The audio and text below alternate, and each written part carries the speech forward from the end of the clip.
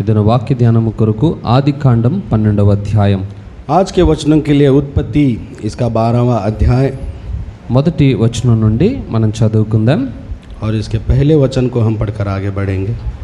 यहोवा ने अब्राहम से कहा, अपने देश और अपने कुटुंबियों और अपने पिता के घर को छोड़कर उस देश में चला जा जो मैं तुझे दिखाऊंगा, और मैं तुझसे एक बड़ी जाति बनाऊंगा और तुझे आशीष दूंगा और तेरा नाम महान करूंगा और तू आशीष का मूल कारण होगा.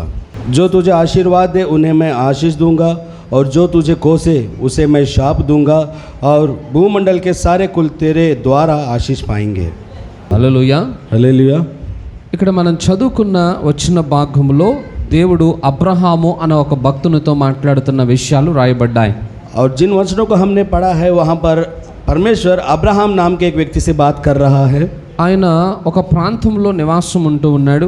वो एक जगह पर निवासी बनकर है. మెసొపొతేమియా అనే ప్రాంతంలో ఉన్నాడు ఆయన. और मेसोपोटामिया इस जगह पर वो है. ఆ ప్రాంతంలో అబ్రహాం ఉన్నప్పుడు దేవుడు ఆయనను దర్శించి మాట్లాడుతూ ఉన్నాడు. और जब वो उस प्रांत में था परमेश्वर ने उसको दर्शन देकर उससे बातें की. నీవు లేచి నీ దేశము నుండి, నీ బంధువుల నుండి, నీ తండ్రి ఇంటి వారందరి నుండి బయటకు రా. तो अपने देश से, अपने माता पिता के घर से, अपने रिश्तेदारों के घर से तू बाहर आ जा. అలా వచ్చినప్పుడు నేను నిన్ను ఆశీర్వదిస్తాను. और जब तू ऐसे आएगा मैं तुझे आशीर्वाद दूंगा. నిన్ను గొప్ప జనముగా చేసి तुझे एक महान जन बनाकर నీ मैं నామమును నేను గొప్ప చేస్తాను. तेरे नाम को मैं ऊंचा करूंगा. నిన్ను ఆశీర్వదించు వారిని ఆశీర్వదిస్తాను. जो तुझे आशीर्वाद देगा मैं उसे आशीर्वाद నిన్ను दूंगा. ఎవరైనా శపిస్తే నేను వారిని और శపిస్తాను जो कोई भी तुझे श्राप देगा मैं उसे श्राप दूंगा. అని చెప్పి దేవుడు అబ్రహాముతో మాట్లాడుతా और ऐसा ఉన్నాడు. कह के परमेश्वर अब्राहम से बातें कर रहा है. ఇక్కడ దేవుడు అబ్రహాముని ఆశీర్వదించాలనుకున్నప్పుడు అక్కడనే ఆశీర్వదించవచ్చు కదా. यहाँ पर अगर अब्राहम को परमेश्वर आशीर्वाद देना चाहता था तो उसे वहीं पर देना चाहिए था. అక్కడ నుండి ఎందుకు బయటకు రమ్మంటున్నాడు? वो क्यों उसे उस जगह से बाहर बुला रहा है? బయటకు వస్తేనే ఎందుకు ఆశీర్వదిస్తాను और అంటున్నాడు? बाहर आने के बाद ही क्यों आशीर्वाद दूंगा ऐसा कहा దాని है? వెనక ఒక కారణం ఉంది. उसके पीछे एक कारण है. అబ్రహాము ఏ ప్రాంతంలో అయితే నివాసం ఉంటున్నాడో अब्राहम जिस प्रांत में वो निवासी था ఆ ప్రాంతం అంతా కూడా విగ్రహారాధనతో కూడిన ప్రాంతం. और वो जो जगह थी वहां पर मूर्ति पूजा होती थी बहुत ఈ सारी. అబ్రహాము విగ్రహములను తయారు చేసే వృత్తి కలిగిన వాడు. और ये अब्राहम जो एक मूर्तिकार था. సో అక్కడనే అబ్రహాం ఉంటే గనక अगर अब्राहम वहीं पर रहता నిజమైన సత్యదేవుడు ఎవరో తెలుసుకునే అవకాశాలు ఉండవు. और सच्चा परमेश्वर कौन है ये जानने का अवकाश उसे वहां कम ఎంతగా मिलता. దేవుడు ఆశీర్వదించినా కూడా अब परमेश्वर उसे कितना भी आशीर्वाद दे, సత్యదేవుణ్ణి గ్రహించలేక वो सच्चे परमेश्वर का ना जानते हुए తాను నమ్మిన వారిని దేవుళ్ళుగా భావించి మోసపోయే అవకాశాలు और जो ఉన్నాయి. लोग सबको मानते थे वो भी उसके पीछे मानकर वो भी धोखा खाता था. అలాంటి పరిస్థితి రాకుండానట్లుగా और ऐसी परिस्थिति ना आए इसलिए దేవుడు అబ్రహాముతో అంటున్నాడు, परमेश्वर ने अब्राहम से कहा, నీ ఉన్న ప్రాంతమును విడిచిపెట్టి నువ్వు బయటికి రా. तू जिस प्रांत में है वहां से तू बाहर आ. నీ ఇంటి వారందరినీ విడిచిపెట్టి నువ్వు బయటికి రా. तेरे घर वालों को छोड़कर तू बाहर आ నీ जा. బంధువులను విడిచిపెట్టి రా. तेरे रिश्तेदारों को छोड़कर तू बाहर आ అప్పుడు जा. నేను నిన్ను ఆశీర్వదిస్తాను तब అంటున్నాడు. मैं तुझे आशीर्वाद दूंगा ऐसा సో ఈ कहा. రోజు మన జీవితంలో కూడా ఆశీర్వాదము అనేది మనకు చాలా ఇష్టం.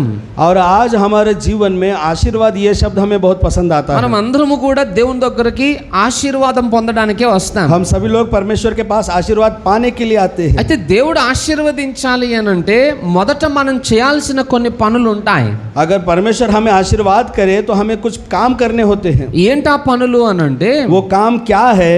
మనము ఏ స్థానములో ఏ పాపములో అయితే ఉన్నామో हम जिस जगह पर यानी कि जिस पाप में हम हैं ఆ పాపమును విడిచిపెట్టి మనం బయటకు వస్తేనే దేవుడు మనల్ని ఆశీర్వదిస్తాడు. और उस पाप को छोड़कर अगर हम बाहर आएंगे तभी परमेश्वर आशीर्वाद करेगा. మనమేమో ఉన్న చోటనే దేవుని ఆశీర్వాదం పొందాలనుకుంటాం. और हम लोग जो है जहाँ पर है वहीं पर परमेश्वर का आशीर्वाद पाना चाहते हैं. కానీ దేవుడేమో నువ్వు బయటకు రా, నిన్ను ఆశీర్వదిస్తానంటాడు. लेकिन परमेश्वर कहता है तू बाहर आ, मैं तुझे आशीर्वाद दूंगा. సో నిజంగా మనం దేవుని దీవెన పొందాలి అని అంటే अगर सच्चाई में हमें परमेश्वर का आशीर्वाद अगर पाना है మనం ఉన్నటువంటి ఆ పాపపు స్థితిలో నుండి బయటకు రావాలి. और हम जिस पाप की स्थिति में है वहां से हमें बाहर निकलना है. అలా బయటకు వచ్చినప్పుడు దేవుడు మనల్ని ఆశీర్వదించడానికి ఇష్టపడతాడట. और जब हम ऐसे बाहर आएंगे तब परमेश्वर इच्छा करेगा कि मैं इन्हें आशीर्वाद మనల్ని అభివృద్ధి చేస్తాడు. वो हमें उन्नति देगा. మన స్థితిగతులను మారుస్తాడు. वो हमारी परिस्थितियों को बदल देगा. ఉన్నతమైన ఆశీర్వాదంలోనికి महान నడిపిస్తాడు. आशीर्वाद में हमें चलाएगा. ఇక్కడ అబ్రహాముకు కూడా అదే ఆజ్ఞ ఇవ్వబడింది. यहाँ पर अब्राहम को यही आज्ञा दी गई है. నీవు ఉన్న స్థలంలో నుండి బయటకు రా, నిన్ను ఆశీర్వదిస్తానన్నాడు. तो जिस जगह पर है वहां से तू बाहर आ, मैं तुझे आशीर्वाद दूंगा. అది చాలా కష్టమైనటువంటి పని. ये बहुत मुश्किल का काम है। ఎందుకంటున్నానంటే क्यों? ये मैं क्यों कह रहा हूँ? అబ్రహాము మొదటిసారి యెహోవా స్వరాన్ని వింటున్నాడు. क्योंकि अब्राहम ने पहली बार यहोवा का आवाज उसने सुनी। ఇప్పటి వరకు ఆయనతో ఎలాంటి పరిచయం లేదు. अब तक उसको उनके साथ कोई पहचान नहीं ఆయన थी। గురించిన సరైన అవగాహన కూడా లేదు. उसके बारे में इनको ठीक जानकारी नहीं थी। మొట్టమొదటిసారి ఆయన స్వరాన్ని వింటున్నాడు. सबसे पहली बार उसने परमेश्वर की आवाज सुनी। పైగా దేవుడు మాట్లాడటంతో నువ్వు బయటకు వచ్చి అంటున్నాడు. और जब परमेश्वर ने पहली बार बात की तब उससे कहा तू बाहर आ जा। ఇది అబ్రహాముకి చాలా పెద్ద పరీక్ష లాంటిది అన్నమాట. ये अब्राहम के लिए बहुत बड़ी परीक्षा थी। ఎందుకనంటే क्योंकि దేవుడు అక్కడ బయటకు రమ్మన్నప్పుడు जब परमेश्वर उसको बाहर आने के लिए कहता है, నేను నీకు చూపించు దేశమునకు వెళ్ళుము అని అంటాడు. और जो देश में तुझे दिखाऊं वहां पर तुझे जाना है। ఎలా వెళ్ళాలో తెలియదు. कैसे जाना है नहीं मालूम। ఆ ప్రాంతం పరిస్థితులు ఏంటో తెలియదు. और वहां की परिस्थिति कैसी है नहीं मालूम। మార్గంలో ఎలాంటి ఇబ్బందులు ఎదుర్కొంటాడో తెలియదు. और रास्ते में उसे किन किन मुश्किलों का सामना करना है वो नहीं పైగా मालूम। ఒక్కడు వెళ్ళట్లేదు, ఆయనతో పాటు కుటుంబం అంతా కలిసి और వెళ్తున్నారు. वो अकेला नहीं जा रहा, उसके साथ परिवार जा रहा है। పైగా పిలిచిన వాడు నమ్మదగిన వాడో కాదో కూడా అబ్రహాముకి ఆరంభంలో తెలియదు. और जिसने उसको बुलाया है वो विश्वास योग्य है या नहीं, ये बात उसे शुरुआत में नहीं मालूम थी। ఇప్పుడు నేను వచ్చి మీ ప్రాంతానికి, अब मैं आपके गांव में जब आऊंगा प्रांत में, మీరు పలానా ప్రాంతానికి వచ్చేసేయండి, మీరు బాగుపడతారు అని అన్నాను అనుకోండి. अगर मैं कहूंगा कि आपको आप दूसरे प्रांत में आइए आप लोग सुधर जाओगे, ऐसा నేను ఎవరో कहूंगा, మీకు తెలియదు.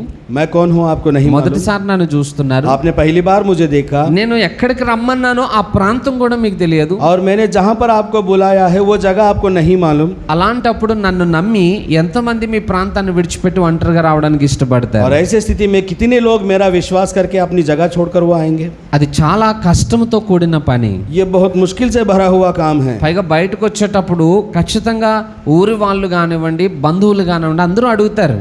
और ऊपर से जब हम निकलते हैं बाहर तो गांव वाले हमारे रिश्तेदार पूछते हैं, సామాన్ అన్ని సర్దుకుని బయలుదేరి వచ్చేస్తా ఉన్నాడు. सामान हमने सब बांध लिया और हम निकल रहे हैं ఆ बाहर। టైంలో అందరూ అడుగుతారు, सब लोग पूछते हैं ఎక్కడికి వెళ్తున్నావు అబ్రహ్మ? कहाँ पर जा रहे हैं आप लोग? మొత్తం అన్ని సర్దుకుని వెళ్ళిపోతా ఉన్నావు. आपने सब सामान बांध लिया, कहाँ जा रहे हैं? ఏమో నాకు తెలియదండి.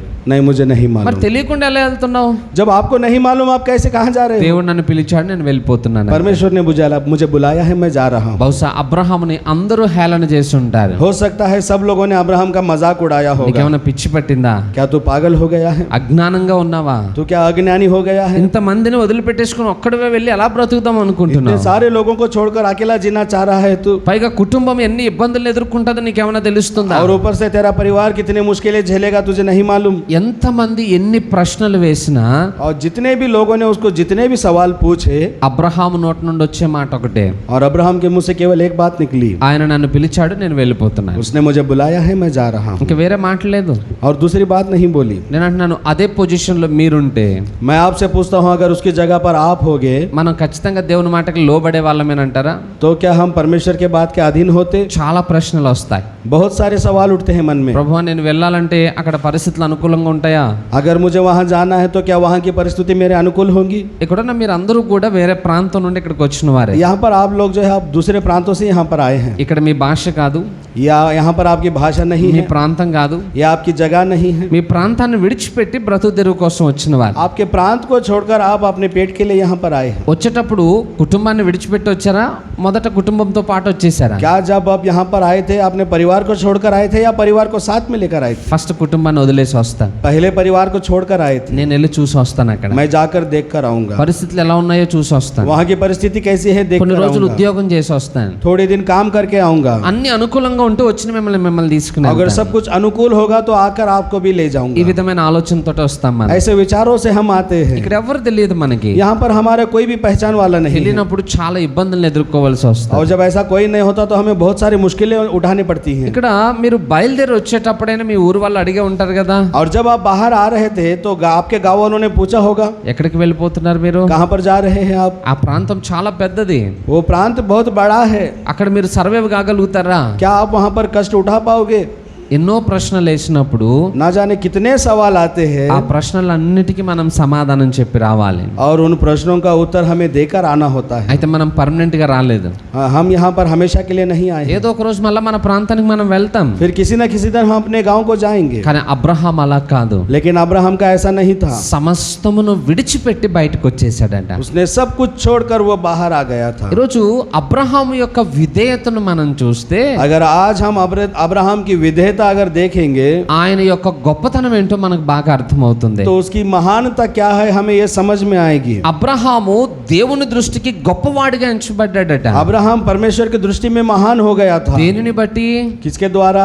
ఆయన యొక్క విధేయతను బట్టి, उसके विधेयता के द्वारा. ఈరోజు మన జీవితంలో కూడా आज हमारे जीवन में అట్టి విధేయతను మనం నేర్చుకోగలగాలి. अगर ऐसी विधेयता अगर हम सीख पाएंगे. దేవుని గురించి ఎన్నో విషయాలు మనం వింటున్నాం. परमेश्वर के बारे में हमने ना जाने कितने बातें सुनी. దేవుని మందిరానికి వచ్చి ఎన్నో వాక్యాలు మనం నేర్చుకుంటున్నాం. परमेश्वर के मंदिर में आके उसके वचनों का ध्यान हम कर रहे हैं. ఎన్ని విషయాలు మనం నేర్చుకున్నా, इतने विषय अगर कितना भी हम सीखे, లాస్ట్ కి మళ్ళీ మనం చేయాలనుకున్నదే చేస్తాం. और आखिर में हमें जो करना है हम वही करते हैं. ఎందుకంటే क्योंकि మనకి నచ్చితే లోబడతాం, నచ్చకపోతే వదిలిపెట్టేస్తాం. अगर वो काम हमें पसंद आता है तो हम करते हैं, नहीं మనకి आता तो छोड़ते हैं. అనుకూలంగా ఉంటే లోబడతాం, అననుకూలంగా ఉంటే వదిలిపెట్టేస్తాం. अगर हमारे अनुकूल है तो हम करते हैं, वो हमारे अनुकूल नहीं है तो नहीं లేదా करते. కొన్నిసార్లు లోబడతాం గానీ कुछ समय में हम उसके अधीन होते हैं, అందులో लेकिन మరలా మన సొంత జ్ఞానాన్ని ఉపయోగిస్తా फिर ఉంటాం. भी उसमें हम अपना खुद का ज्ञान उपयोग करते हैं. కానీ దేవుడు ఆశించేది ఏంటంటే, लेकिन परमेश्वर की आशा ये है, దేవుడు ఏదైనా ఒక విషయాన్ని మనకి చెప్పినప్పుడు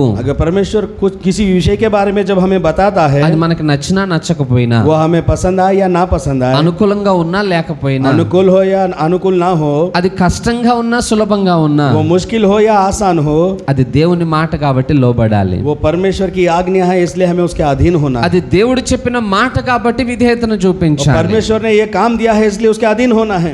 విధేయతలో గొప్ప ఆశీర్వాదం ఉంటుంది. और जो उसके उसके अधीन होता है वो उसमें बहुत आशीर्वाद होता है. అబ్రహాము దేవుణ్ణి నమ్మాడు కాబట్టి अब्राहम ने परमेश्वर पर विश्वास किया, इसलिए ఆ ప్రాంతాన్ని విడిచిపెట్టి బయటకు వచ్చేసాడు. उसने अपनी उस जगह को छोड़कर वो बाहर आ गया. దేవుడు ఎక్కడికి వెళ్ళమన్నాడో ఆ ప్రాంతానికి ఆయన బయలుదేరడం మొదలు పెట్టాడు. और परमेश्वर ने उसे जहां जाने के लिए कहा वो उस रास्ते पर निकला. అలా బయలుదేరినప్పటికీ అబ్రహాము వయసు 75 సంవత్సరాలు. और जब वो ऐसे बाहर निकला था उसकी उम्र 75 वर्ष की थी. చాలా కొంత దూరం ప్రయాణం చేస్తా ఉన్నారు.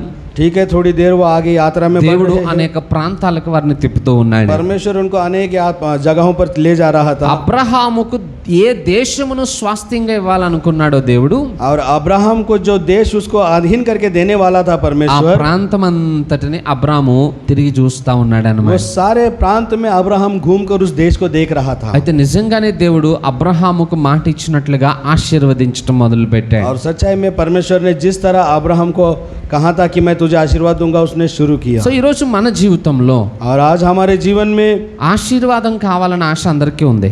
आशीर्वाद हमें चाहिए, ऐसी आशा सबको होती है. మాకు వద్దు అన్న వాళ్ళు ఎవరైనా ఉన్నారా? मुझे आशीर्वाद नहीं चाहिए ऐसा कहने वाला कोई है?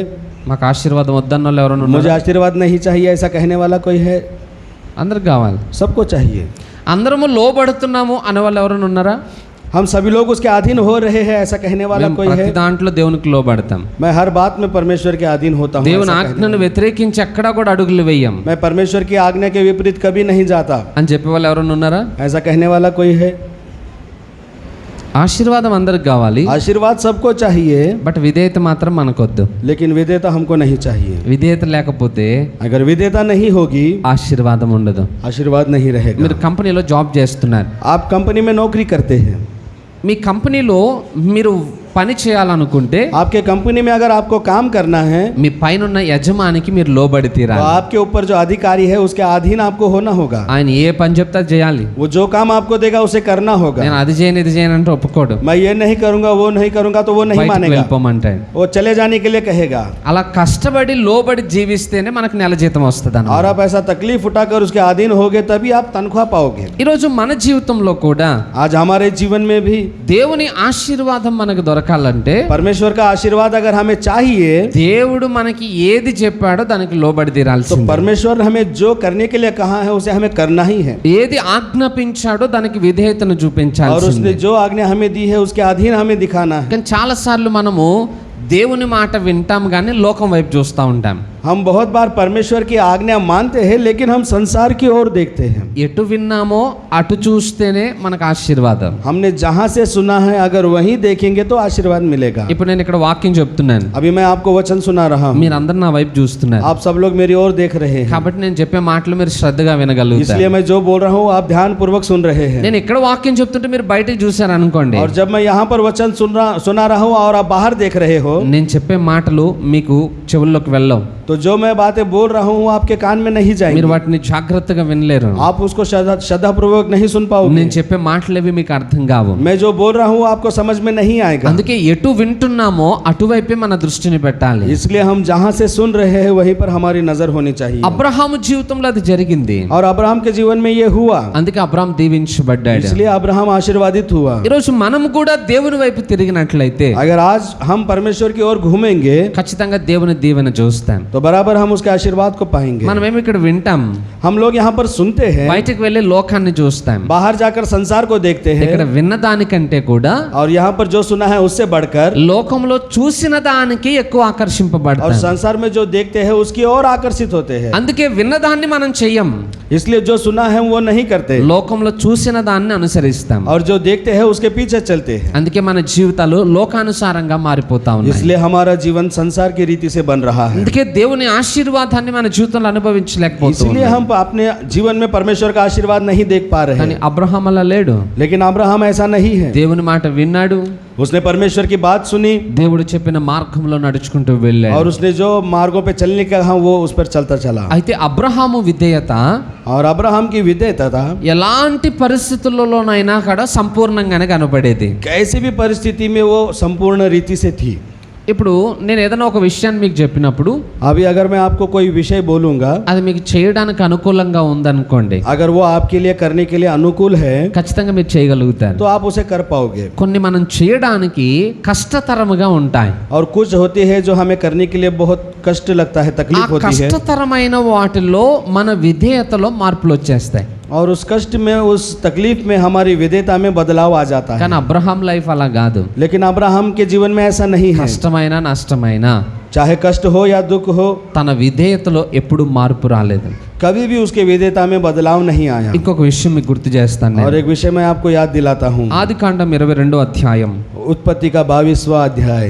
మొదటి వచనంలో చూస్తే उत्पत्ति के 22वें अध्याय उसके पहले वचन में अगर हम देखेंगे, దేవుడు అబ్రహాము యొక్క విధేయతను పరీక్షించాలనుకున్నాడట. और परमेश्वर ने अब्राहम कितने मेरे अधीन है इस बात के लिए उसकी परीक्षा करनी चाहिए। దాని కొరకు ఆయనకి ఏం పరీక్ష పెట్టాడు చూడండి. और उसके लिए उसने क्या परीक्षा रखी देखिए। మొదటి నుండి కొన్ని వచనాలు చదువుకుందాం. पहले वचन से हम पढ़ते हुए चलेंगे। इन बातों के पश्चात ऐसा हुआ कि परमेश्वर ने अब्राहम से ये कहकर उसकी परीक्षा की, हे अब्राहम।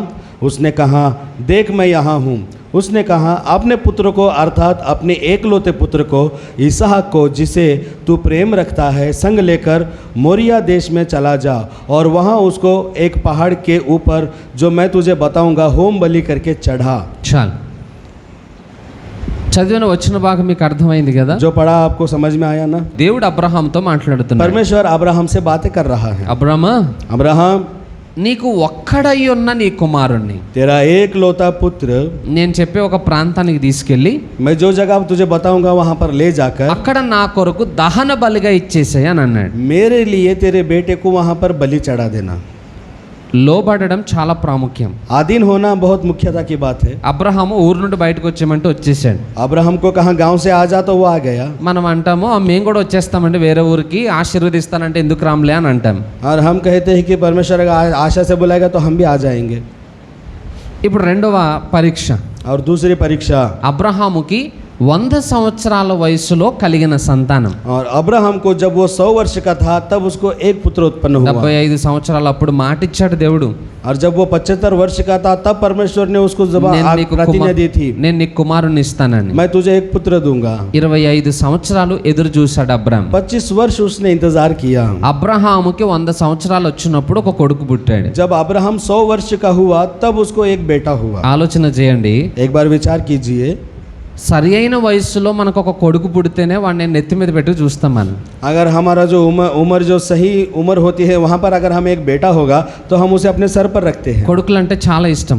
बेटा यानी कि सबको बहुत पसंद आता है। ఇంట్లో ఒక కొడుకు పుట్టగానే వాడిని చాలా అపురూపంగా చూస్తాం. जब हमारे घर में एक लड़का उत्पन्न होता है तो हम उसे बहुत प्यार से देखते చాలా हैं, ఎక్కువగా ప్రేమిస్తాం. सबसे ज्यादा प्यार उसको करते हैं, ఎందుకంటే మా వంశాన్ని నిలబెడతాడు ఈయన. क्योंकि वो हमारे वंश को खड़ा करेगा। ఆ అబ్బాయిని చాలా గారాబంగా పెంచుకుంటాం. और उसको हम बहुत प्यार से बहुत संभाल संभाल के उसके बड़ा करते हैं। ఇక అలాంటిది 100 సంవత్సరాల వయసులో పుట్టిన కొడుకుని ఇంకెలా చూస్తారు చెప్పండి. और जब ऐसे में अगर 100 वर्ष में अगर उसको एक बेटा पैदा होगा तो वो कैसे देखेगा। ఇక అబ్రహాము చాలా జాగ్రత్తగా పెంచుతున్నాడు, और अब्राहम उसे बहुत संभाल कर पाल रहा है, చాలా బాగా ప్రేమిస్తున్నాడు. उसको बहुत ज्यादा प्यार से वो देख रहा है। పైగా ఒక్కడే కొడుకు. ऊपर से एक लौता बेटा है। ఆ టైంలో దేవుడు అన్నాడు, और उस समय में परमेश्वर ने उससे कहा, నీకు ఒక్కడయ్యున్న నీ కొడుకును నా కోసం బలిచ్చేసేయనన్నాడు. तेरे एक लौते पुत्र को मेरे लिए बलि चढ़ा। నేను అంటాను, ఇక్కడున్న మిమ్మల్ని ఒకవేళ దేవుడు అదే ప్రశ్న అడిగాడు అనుకుందాం, मैं आपसे पूछता हूँ, अगर परमेश्वर यही सवाल आपसे पूछेगा तो ఆ మాట అడిగినప్పుడు ఎంతమంది మీరు దేవుణ్ణి వెంబడించడానికి ఇష్టపడతారు अगर ये చెప్పండి. बात परमेश्वर आपसे पूछेगा तो आप कितने लोग हो जो उसके पीछे चलोगे।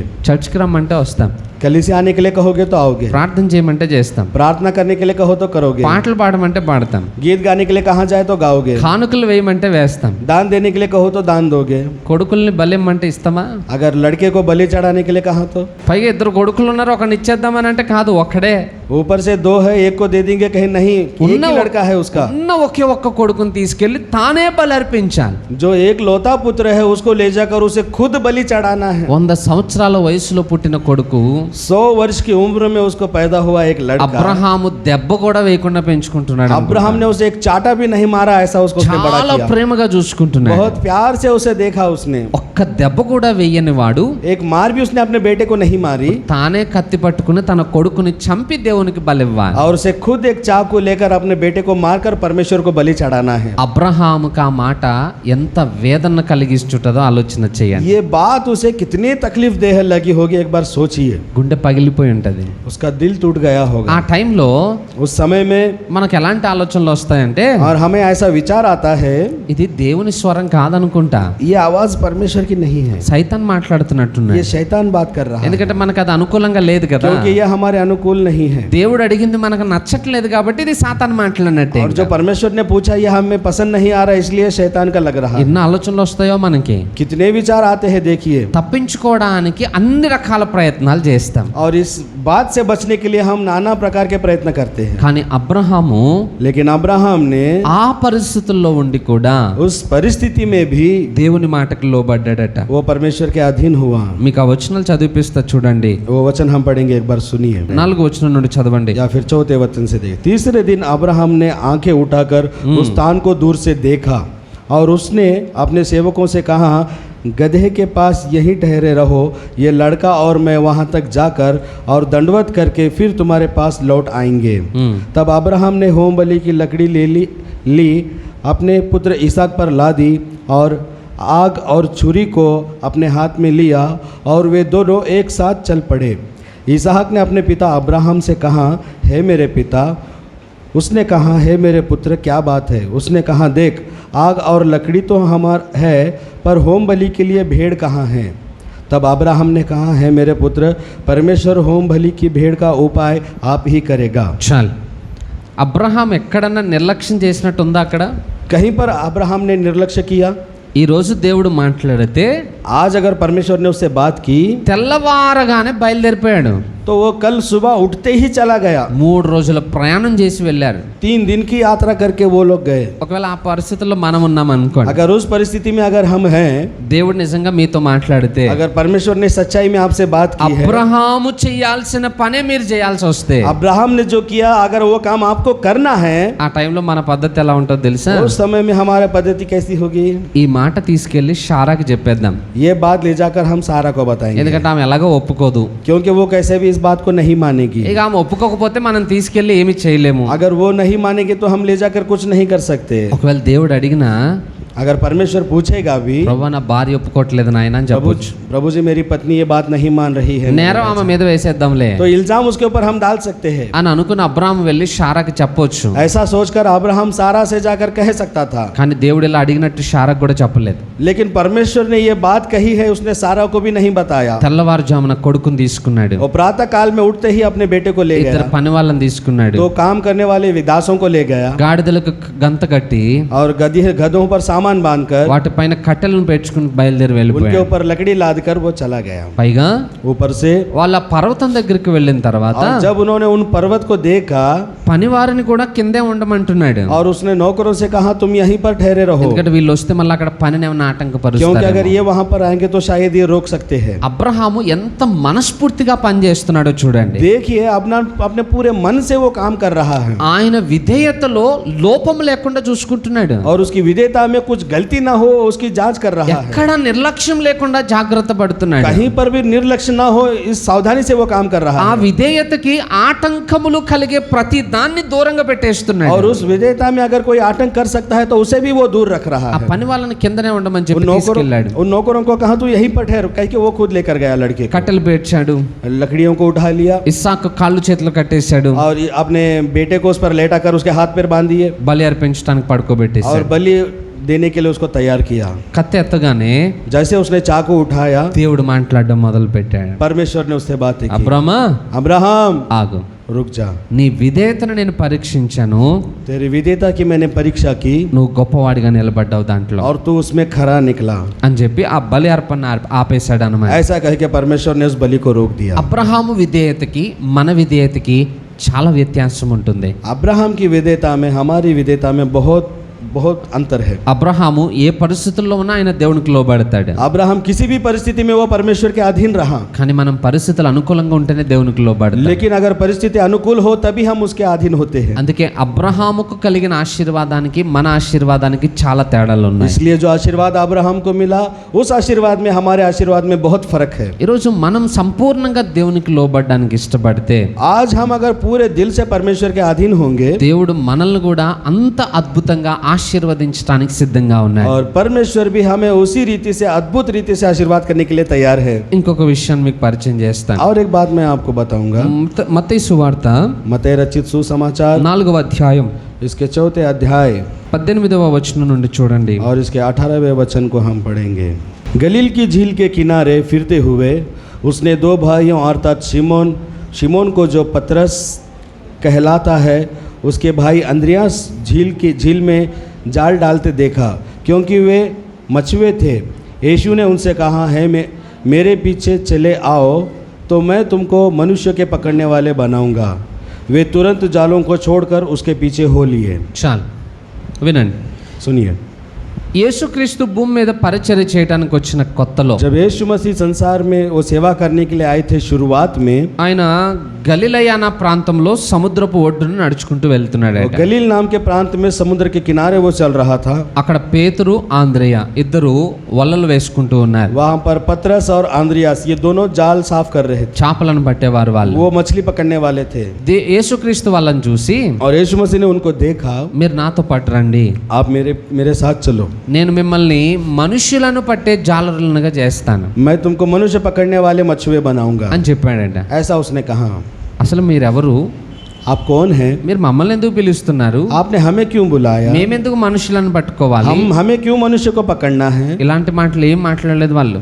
ऐसी बात उन्होंने नहीं बोली। ఆయన పిలవగానే उनके बुलाते ही వాళ్ళు అక్కడ పడేశారు. अपने जालों को छोड़कर ఆయన వెనకాల వెళ్ళిపోతానే वो ఉన్నారు. उसके पीछे चले गए। అరే మాకు ఒక ఫ్యామిలీ ఉందిగా, अरे मेरा एक परिवार है, మాకంటే ఒక బిజినెస్ ఉందిగా, मेरा एक कारोबार है, ఆయన వెనకాల వెళ్తే మా పరిస్థితి ఏంటి, अगर उसके पीछे मैं जाऊंगा तो మా मेरी परिस्थिति కుటుంబాల क्या? పరిస్థితి ఏంటి, मेरे परिवार की परिस्थिति क्या होगी? మా యొక్క వ్యాపారపు పరిస్థితి ఏంటి, मेरे कारोबार की परिस्थिति क्या होगी? ఇలాంటివి ఏవి ఆలోచించలేదు వాళ్ళు. ऐसा उन्होंने कुछ विचार नहीं किया। ఆయన పిలిచాడు, उसने बुलाया విలువైన దాన్ని పక్కన పెట్టేశారు, और जो उनकी वैल्यू थी उसे उसने छोड़ दिया, ఆయన వెనకాల నడుచుకుంటూ వెళ్ళిపోయాను. उसके पीछे वो चलते चले गए। అలాంటి విధేయతను దేవుడు మన నుండి ఆశిస్తున్నాడు. ऐसी विधेयता परमेश्वर हमसे आशा करता है, ఎందుకంటే దేవుడు మనతో మాట్లాడుతూ ఉంటాడు. क्योंकि परमेश्वर हमसे बातें करते रहता है। వాక్యం చదువుతూ ఉన్నాం, जब वचन हम पढ़ते हैं, ఒక వాక్యం మనల్ని దర్శిస్తుంది. एक वचन हमें दर्शन देता है, వెంటనే ఆ వాక్యానికి లోబడడం నేర్చుకోవాలి. तुरंत ही उस वचन के अधीन होना हमें सीखना है। ప్రార్థన చేస్తూ ఉన్నాం, जब हम प्रार्थना करते हैं, ప్రార్థనలో దేవుడు మనతో మాట్లాడతాడు. प्रार्थना में परमेश्वर हमसे बातें करता है, వెంటనే మన జీవితాన్ని మార్చుకోవడం నేర్చుకోవాలి. तुरंत अपने जीवन को हमें बदलना सीखना होगा। దేవుడు సేవకుల ద్వారా హెచ్చరికలను ఇస్తా ఉంటాడు. परमेश्वर अपने दासों के द्वारा हमें चेतावनी देता है, ఆ హెచ్చరికకు వెంటనే లోబడి మన జీవితాన్ని బాగు చేసుకోవడం और నేర్చుకోవాలి. चेतावनी के अधीन होकर हमें अपने जीवनों को सुधारना है। ఇలా ప్రతి దాంట్లో మనం లోబడి లోబడడానికి ఇష్టపడితే और ऐसे हर बात में अगर हम उसके अधीन होंगे మన జీవితాలు మార్చబడతాయి. तो हमारे जीवन में बदलाव आएगा మారిన జీవితాలను బట్టి దేవుడు మనల్ని ఆశీర్వదించడం మొదలు और పెడతాడు. बदले हुए जीवन को देखकर परमेश्वर हमें आशीर्वाद देगा. కానీ ఈ రోజు మనకి విధేయత లేదు. लेकिन हमारे अंदर विधेयता नहीं, తిరుగుబాటు వచ్చేసింది ఆ ప్లేస్ లో. हम उल्टा विद्रोह करते हैं उस ఎవరైనా जगह पे. ఏదైనా చెప్తే వెంటనే దానికి తిరగబడడం అలవాటు अगर మనకి. कोई भी कुछ कहेगा तो हम उसका विद्रोह करते हैं, వ్యతిరేకించటం అలవాటు. उसको पलट जवाब हम देते हैं. ఎందుకు అలా వ్యతిరేకిస్తున్నాం?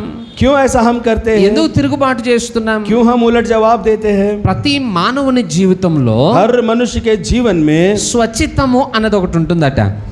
खुद का विचार एक होता है. దేవుని వాక్యం ఒకటి చెప్తుంటే परमेश्वर का वचन एक कहता है, మన హృదయంలో మనకు నచ్చింది ఇంకొకటి ఉంటుంది. लेकिन हमारा मन में हमारे को एक और एक पसंद होता है. దేవుడు ఒకటి ఆశిస్తా ఉంటే परमेश्वर एक आशा करता है మనం ఇంకొకటి కోరుతా ఉంటాం. और हम जो है दूसरा कुछ और मांगते हैं. హల్లెలూయా, हालेलुया, హల్లెలూయా. हालेलुया. వింటున్నారా? सभी लोग हालेलुया. దేవుడు ఏది మన నుండి ఆశిస్తున్నాడో परमेश्वर हमसे कौन सी आशा करता है అదే మనం చేయాలి. उसे ही हमें करना है. అదే మనకు ఆశీర్వాదం. वही हमारे लिए आशीर्वाद है. మనకు 100 రకాల ఆలోచనలు ఉండొచ్చు. हमारे 100 प्रकार के विचार होंगे. మనకి ఇష్టమైనవి 100 ఉండొచ్చు. हमें जो इच्छा है वो 100 होंगी. అది మనకి చాలా ప్రాముఖ్యమైనది वो అనిపించవచ్చు. हमारे लिए बहुत अमूल्य होंगे. కానీ लेकिन దేవుడు మన నుండి ఏది ఆశిస్తున్నాడో परमेश्वर हमसे किस बात की आशा करता అది है, చేయడానికే మనం భూమి మీద ఉంటున్నాం. वही करने के लिए हम इस संसार में हैं. నీ ఇష్టాన్ని పక్కన పెట్టాలి దేవుని కోసం. आपकी इच्छाओं को आपको परमेश्वर के लिए अलग रखना होगा. నీకు నచ్చిన వాటిని వదులుకోవాలి దేవుని కోసం. आपको जो पसंद है उसे आपको परमेश्वर के लिए छोड़ना होगा. అబ్రహాం వదులుకున్నాడు తన ఇంటి వారిని, अब्राहम ने अपने परिवार को छोड़ दिया, తన వ్యాపారాన్ని వదులుకున్నాడు, अपने कारोबार को उसने छोड़ दिया, బంధువులను వదులుకున్నాడు. अपने रिश्तेदारों को उसने छोड़ दिया. పేతురు ఆంద్రేయ వలలను విడిచిపెట్టేశారు. पतरस और आंद्रियास ने अपने जाल छोड़ दिए, వారు వ్యాపారాన్ని వదిలిపెట్టారు. अपने कारोबार को छोड़ दिया. మరి ఈ రోజు మనమే వదిలిపెట్టాం దేవుని और కోసం. आज हमने क्या छोड़ा परमेश्वर के लिए? దేవుడు ఎందుకు ఆశీర్వదించాలి మనల్ని? परमेश्वर क्यों हमें आशीर्वाद दे? మనకు నచ్చింది కావాలి. हमें जो चाहिए वो दे. ఎవరైనా మనకు నచ్చింది చెప్తే మనం చాలా తొందరగా లోబడతాం. अगर कोई हमारी इच्छा का काम बोलता है तो हम बहुत उसके अधीन होते మనకు हैं, నచ్చింది చేయమంటే పరుగులెట్టుకుంటూ వెళ్ళి చేస్తాం. और जो काम हमें पसंद आता है वो करने के लिए हम इच्छा से दौड़ते हैं. మన ఇష్టానికి వ్యతిరేకంగా దేవుని వాక్యం మాట్లాడితే अगर हमारी इच्छा के विपरीत अगर परमेश्वर कुछ बोलता है, దేవుని వాక్యాన్ని పక్కన పెట్టేస్తాం కానీ దేవునికి లోబడం మనం. परमेश्वर के वचन को हम बाजू रखते हैं लेकिन परमेश्वर के अधीन नहीं होते. గుర్తుపెట్టుకోండి, याद रखिए, సంపూర్ణంగా లోబడిన వారిని బట్టే దేవుడు ఆనందిస్తాడు. जो कोई भी परमेश्वर को परिपूर्ण अधीन होगा నీ उसी को నీ స్వచ్ఛతాన్ని నువ్వు అనుసరిస్తూ अगर आप अपने खुद के विचारों के पीछे चलोगे, నీ జీవితంలో నీకు నచ్చిన వాటికి లోబడుతూ अगर आपके जीवन में जो आपको पसंद आता है उसके अधीन होगे, టైం దొరికినప్పుడు నేను దేవుని కోసం బ్రతుకుతానంటే దేవుడు ఒప్పుకోడు. जब मुझे समय मिलेगा तो मैं परमेश्वर के लिए तब जीऊंगा ऐसा कहोगे तो नहीं నీ चलेगा. జీవితంలో సంపూర్ణ అధికారం ఆయనకి కావాలి. आपके जीवन में संपूर्ण अधिकार उसको देना होगा. దేవుని కొరకు నువ్వు లోబడడం ఆయనకి ఇష్టం. परमेश्वर के लिए आपको अधीन होना है, ये उसको पसंद है. మీరు నమ్ముతారో లేదో నాకు తెలియదు కానీ आपको विश्वास नहीं होगा, लेकिन కొంతమంది సాక్ష్యాలు విన్నాను నేను. कुछ लोगों की गवाही मैंने सुनी है. కొంతమంది దేవుని కొరకు మంచి మంచి ఉద్యోగాలను వదిలేసుకున్న వాళ్ళు कुछ ఉన్నారు. लोगों ने परमेश्वर के लिए अच्छी अच्छी नौकरी छोड़ दी है. మంచి సాలరీస్ తో కూడిన ఉద్యోగాలు అవి. बहुत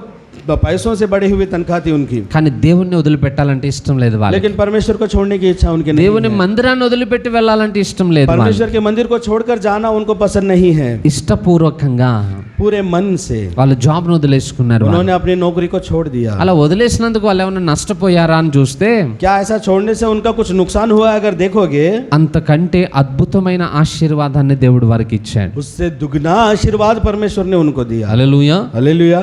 పేతురుని ఆంద్రేయని తీసుకోండి. पतरस और आंद्रियास को हम लेंगे. వాళ్ళు అప్పటిదాకా మంచి బిజినెస్ మ్యాన్లు అనుకుందాం. अब तक उनका कारोबार बहुत अच्छा था. చేపలు పట్టేవాళ్ళు, वो मछली पकड़ने वाले थे. సొంత పడవలు వాళ్ళకు ఉన్నాయి. खुद की नावें उनकी थी. అంత పొజిషన్ లో ఉన్న వాళ్ళు उतने पोजीशन में वो लोग जब थे, దేవుని కోసం అన్ని వదిలిపెట్టేసుకుని వచ్చారు. परमेश्वर के लिए उन्होंने सब कुछ छोड़ दिया. వాళ్ళు బాగుపడ్డారా పాడైపోయారా? क्या वो अच्छे बन गए या वो बिगड़ गए? బాగుపడ్డారా పాడైపోయారా? क्या वो लोग अच्छे बने या खराब हो गए? నేను అంటాను ఏంటంటే और मैं बोलता हूँ, జీవితకాలం అంతా వారి వృత్తి వలన కలగని ఘనత దేవుని మాటకు లోబడడం వలన వారికి కలిగింది. और सारे जीवन भर जो उनके काम के द्वारा है, उनको जो नाम नहीं मिलता, परमेश्वर के द्वारा उनका उतना नाम महान हुआ. అప్పటిదాకా చేపలు పట్టుకునేవారని పిలిచారు जब तक అలానే. वो मछली पकड़ने वाले थे, కానీ ఎప్పుడైతే వాళ్ళు దేవుని పరిచర్య చేయడం మొదలు పెట్టారో लेकिन जब उन्होंने परमेश्वर की सेवा आरंभ की, వీళ్ళని చూసి ఆశ్చర్యపోయారట ప్రజలు. इनको देखकर सारे लोग चकित होते थे। చచ్చిపోయిన వారిని లేవనెత్తారు, इन्होंने मुर्दों को जिंदा किया, రోగులను స్వస్థపరిచారు, बीमारों को चंगा किया, భూమిని తలక్రిందులు చేయువారు అని వారి గురించి సాక్ష్యం सारे ఇవ్వబడింది. संसार को उलट पुलट कर दिया, ऐसा नाम इनका कहा गया। ఎవరు వాళ్ళు? कौन है ये? చేపలు పట్టుకునే వాళ్ళు, मछली पकड़ने वाले। విద్య లేని పామరులు, ये कोई पढ़े विद्या नहीं थी इनकी कोई, దేవుని మాటకు లోబడ్డారంతే. परमेश्वर के बातों के अधीन हुए దేవుడు केवल। తీసుకెళ్లి ఉన్నతమైన స్థితిలో నిలబెట్టాడు. परमेश्वर ने ले जाकर इनको उन्नति के स्थान पर रखा। అంతేకాదు, इतना ही नहीं, దేవుడు మన కొరకు పరలోకంలో ఒక పట్టణాన్ని కడుతున్నాడు. और परमेश्वर स्वर्ग में हमारे लिए एक शहर बना रहा है, ఆ పట్టణపు పునాది రాళ్ల మీద వాళ్ళ పేర్లను రాస్తున్నాడట और దేవుడు. उस शहर के पुनादी के जो पत्थर है उस पर इनका नाम लिखा ఎంత जाएगा। గొప్ప దీవెనతో కూడిన జీవితం వారికి ఇవ్వబడిందో इतने చూడండి. महान आशीर्वाद से इनका जीवन भर दिया गया। దేనిని బట్టి స్టార్ట్ అయింది అది? किसके द्वारा शुरू हुआ? వారికి ఇష్టమైన దాన్ని వదులుకొని దేవునికి లోబడ్డారు కాబట్టి. उनको जो पसंद था उसको छोड़कर वो परमेश्वर के पीछे हो ఈ రోజు लिए। మనం ఏం చేస్తున్నామంటే और आज हम ऐसा करते हैं, దేవుని కోసం అది వదులుకోవాలా, परमेश्वर के लिए ये छोड़ना है, దేవుని కోసం ఇది చెయ్యాలా, परमेश्वर के लिए ये करना है। అది నాకు ఇష్టం ఇది నాకు ఇష్టం అనుకుంటూ నీ ఇష్టాన్ని నువ్వు వ్యక్తపరుస్తున్నావే తప్ప देखिए मुझे ये पसंद है, मुझे वो पसंद है, हम अपनी पसंद परमेश्वर को बता रहे हैं। దేవుడు నిన్ను ఎందుకు పిలుచుకున్నాడు? लेकिन परमेश्वर ने हमें क्यों बुलाया? దేవునికి నీ జీవితంలో ఏది ఇష్టమైనది, परमेश्वर को आपके जीवन में क्या पसंद है, దానిని గురించి ఆలోచించే స్థితిలో మనం లేము. इसके बारे में विचार करने की स्थिति में हम नहीं है। అందుకే మన జీవితాలు దేవుని దృష్టికి వేదనను కలుగజేసేవిగా ఉన్నాయి. इसलिए हमारा जीवन परमेश्वर को दुखित करने की स्थिति में है। ఆ రోజు అబ్రాహాము తన కుమారుణ్ణి బలి ఇవ్వడానికి కూడా వెనకాడలేదు దేవునికి లోబడే విషయంలో. उस दिन अब्राहम अपने बेटे को बलि चढ़ाने के लिए वो एक कदम पीछे नहीं हटा, वो परमेश्वर को पसंद आया। ఈరోజు మనం కూడా అంత సంపూర్ణంగా దేవునికి లోబడాలని దేవుడు ఆశిస్తా ఉన్నాడు. और आज हमें भी अपने संपूर्ण जीवन में परमेश्वर के अधीन होना है,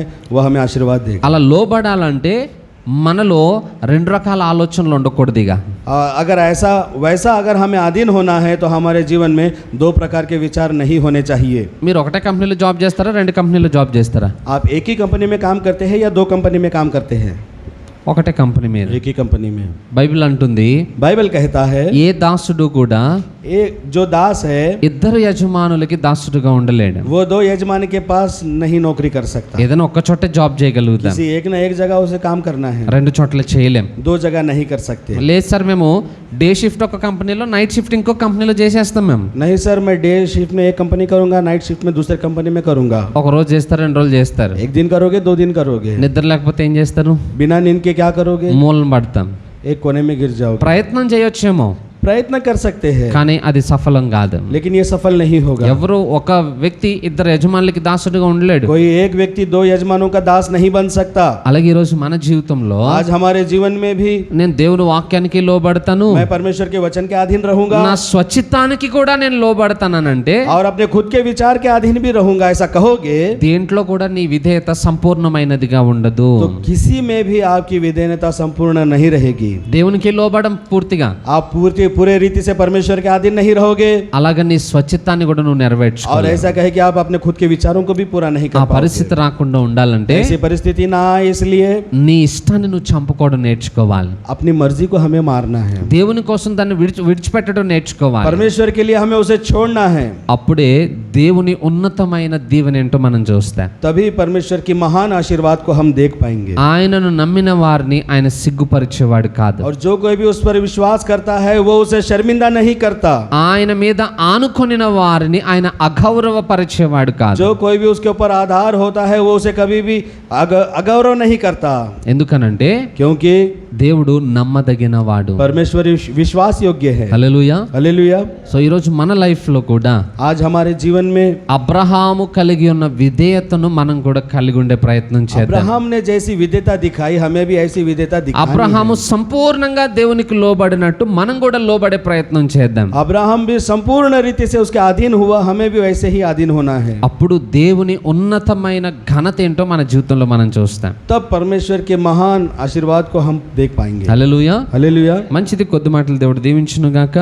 अच्छी बात है, परमेश्वर इन वचनों को आशीर्वादित करे। తల వచ్చి కళ్ళు మూసుకుందాం, हम अपने सर को झुकाकर ప్రార్థన చేసుకుందాం. प्रार्थना करेंगे। పరిశుద్ధుడా మా ప్రియ పరలోకపు తండ్రి నీకు వందనాలు. परिशुद्ध स्वर्गीय पिता परमेश्वर, आपके नाम का धन्यवाद करते हैं। ఈరోజు అబ్రహాము జీవితంలో నుండి మేము నేర్చుకుని పాఠముల కొరకే నీకు మహిమ చెల్లిస్తున్నాం. और आज अब्राहम के जीवन से जो पाठ हमने सीखा उसके लिए हम आपका धन्यवाद करते हैं। నిజంగానైనా అబ్రహాము ఎంతో అద్భుతంగా నీకు లోబడ్డాడు ప్రభా. सच्चाई में परमेश्वर अब्राहम आपके अधीन होकर चला, కంప్లీట్ గా నీకు సరెండర్ అయిపోయాడు నాయన. ఆయన वो पूर्ण रीति से आपके अधीन हो गया। తన ఇష్టం అంటూ ఎక్కడా కనపరచలేదు. उसने अपनी मर्जी कहीं पर भी नहीं दिखाई। అలాంటి విధేయత మాలో కూడా కావాలి నాయన. ऐसी विधेयता हमारे अंदर भी चाहिए। మేము కూడా ఈ విషయంలో అబ్రహామును అనుసరించే వారంగా ఉండాలయ్యా. हम भी इस विषय में अब्राहम के समान बन जाए। నీకు లోబడే విషయంలో ఇక మా స్వచిత్తం అనేది మాలో ఉండొద్దు నాయన. आपके अधीन होने के विषय में हम अपने खुद का विचार ना लगाए। అటు రీతిలో మా జీవితాలను మార్చండి. ऐसे रीति से हमारे जीवन को बदल। విధేయతలో ఉన్న ఆశీర్వాదం ఏంటో మేము రుచి చూసి తెలుసుకొనున్నట్లుగా కృప చూపండి. विधेयता के अंदर कैसा आशीर्वाद है उसका स्वाद चक्कर हम जान पाए, ऐसी कृपा दिखाइए। అయ్యా విన్న మాటలు మా హృదయంలో ఫలింపు చేయండి నాయన. प्रभु जी जिन वचनों को सीखा है उसे हमारे हृदय में फलवंत करे। మా అందరి జీవితాల్లో అది ఫలింపు చేయమని हमारे सभी के जीवन में इसे फलवंत करे। యేసు నామములో ప్రార్థిస్తున్నాము తండ్రి. यीशु के नाम से प्रार्थना करते हैं पिता। ఆమేన్. आमीन।